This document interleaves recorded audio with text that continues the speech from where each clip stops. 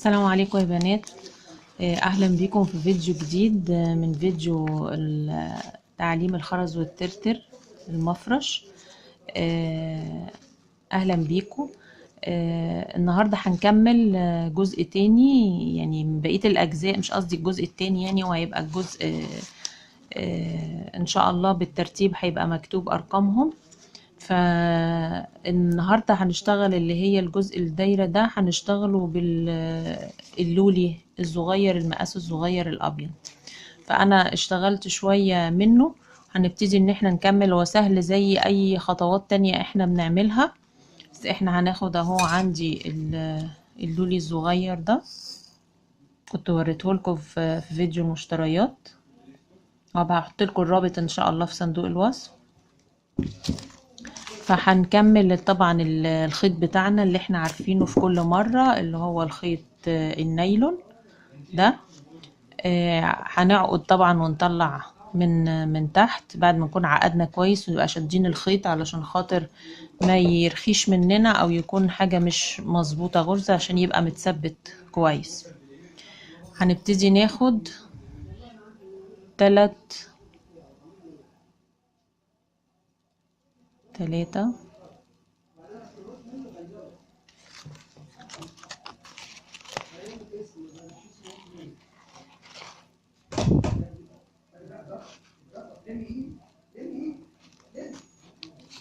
كده اهو، ونشد ونظبط عشان نكمل بقية الدايرة.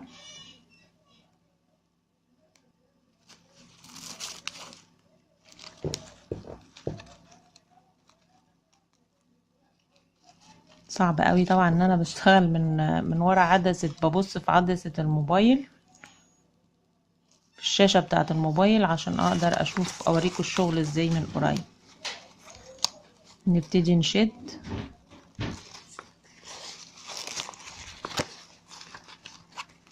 ونكمل هكذا الدايرة.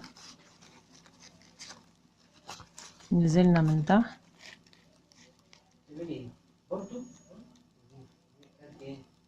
هنطلع كده من جنبها، اقول ليه عشان نبقى مثبتين عليها،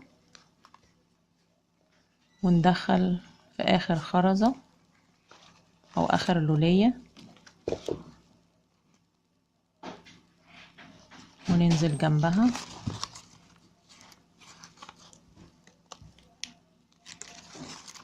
وبعدين ونشد الخيط زي ما قلت لكم في كل مرة يتشد كويس.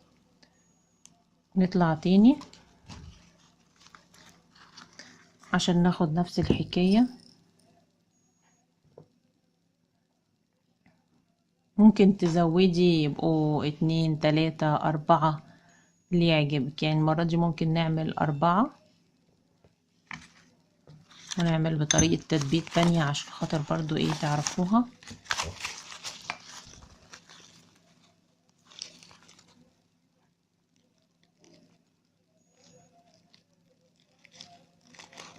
ازق كده جامد بايدي،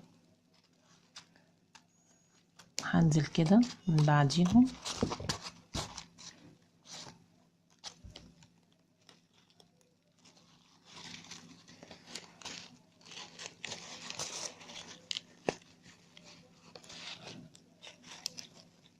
هروح طالعة من وسط الاتنين اللي انا عملتهم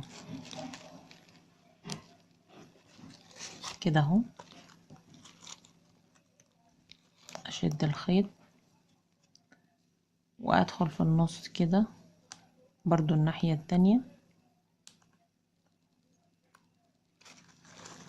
عشان اثبت الاربعة اللي انا خدتهم. وبعد اخر حاجة وصلنا لها هنبتدي تاني،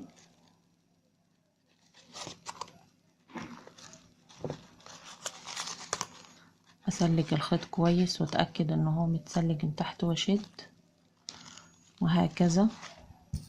المهم ان احنا نملى كل الفراغات دي، نملاها باللولي بطريقة ايه منتظمة.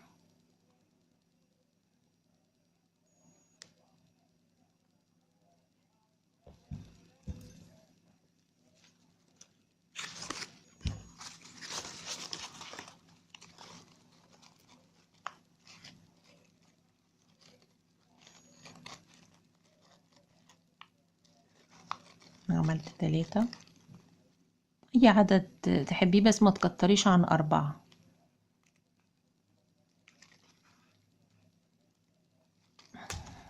وبعد اخرها انزل بالخيط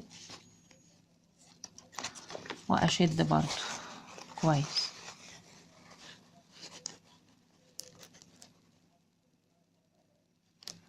واطلع كده مثلا قبل اخر واحدة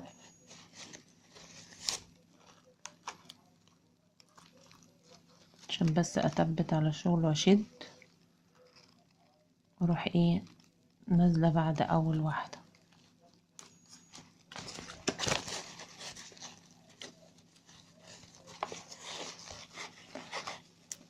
واطلع تاني من اخر الشغل. انا شايفة مثلا ان الفراغ اللي باقي ده مثلا هنا هياخد واحدة مثلا بالكتير، ادخل ايه واحدة بس، اشد برضو كويس وادخل واحدة، احتجت تاني هزود.